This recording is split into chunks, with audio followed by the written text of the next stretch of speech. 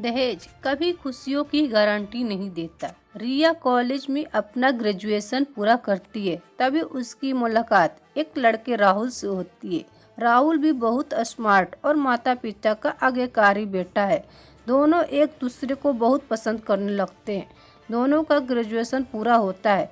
राहुल अपने शहर में जॉब करने लगता है और लड़की भी एक अच्छी जॉब कर रही है। दोनों ने निर्णय लिया कि अब माता पिता से शादी की बात करने का वक्त आ गया है, लेकिन परेशानी यह है कि दोनों की कास्ट अलग अलग है। रिया ब्राह्मण है और राहुल राजपूत। राहुल के समाज में दहेज बहुत जरूरी है, जो कि नगद में होता है। उसके अलावा कई तरह के गिफ्ट्स और गहने की भी मांग की जाती है। राहुल ने रिया को यह स्थिति स्पष्ट की और कहा, घर वालों को मनाओ, अगर तुम सभी मांगे पूरी करवाती हो तो मेरे माता पिता तुम्हें पलकों पर बैठाएंगे। रिया ने अपने माता पिता से यह बात कही। रिया के माता पिता को यह बात पसंद नहीं थी, पर रिया की जिद थी कि अगर मुझे दहेज दोगे तो मेरी इज्जत बढ़ेगी। रिया के माता पिता सक्षम भी थे, बिना मांगे भी रिया को बहुत कुछ दे सकते थे, पर उन्हें इस तरह दहेज की मांग करने वाले लोग पसंद नहीं आ रहे थे। लेकिन माता पिता रिया की खुशी चाहते थे। उन्हें यह डर था कि कहीं उनकी बेटी ये ना सोचे कि वे अपनी बेटी को कुछ देना नहीं चाहते।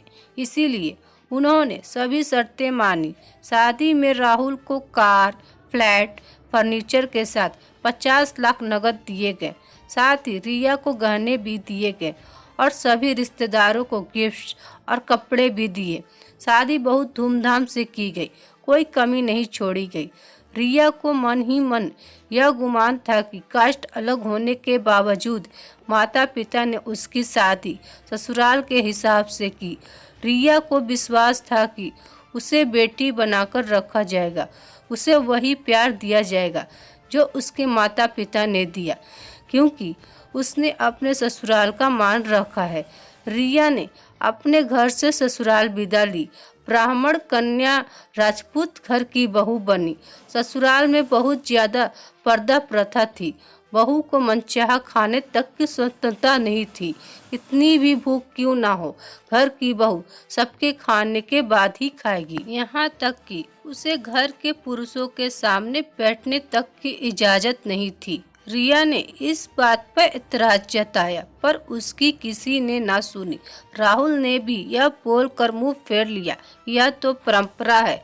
रिया को जो गुमान था वह धरा के धरा रह गया। उसे अपने माता की पिता की याद आने लगी। जब उन्होंने समझाया था तो वह उसने बहुत लड़ी थी। उनसे ससुराल में बात करने का फैसला किया। रिया ने अपने सास, ससुर और पति से बात की, लेकिन उन्होंने नहीं सुनी और उसे बहुत बेरहमी से पीटा गया। रिया ने कभी ऐसा व्यवहार नहीं देखी थी। उसे जिस लाए हुए दहेज पर घमंड था वह चूर चूर हो गया था।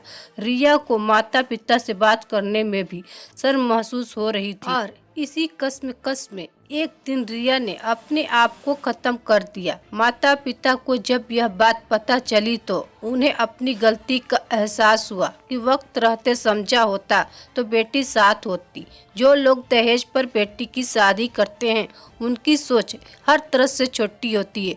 जो बेटे को नीलाम कर सकते हैं वो किसी और की बेटी को कैसे अपनी बेटी बना सकते हैं। दहेज कभी खुशियों की चाबी नहीं बन सकता, यह बात सभी को समझनी होगी। इस दहेज प्रथा की कहानी में आपने पढ़ा होगा कि माता पिता ही नहीं, लड़की की सोच भी दहेज को सपोर्ट कर रही थी।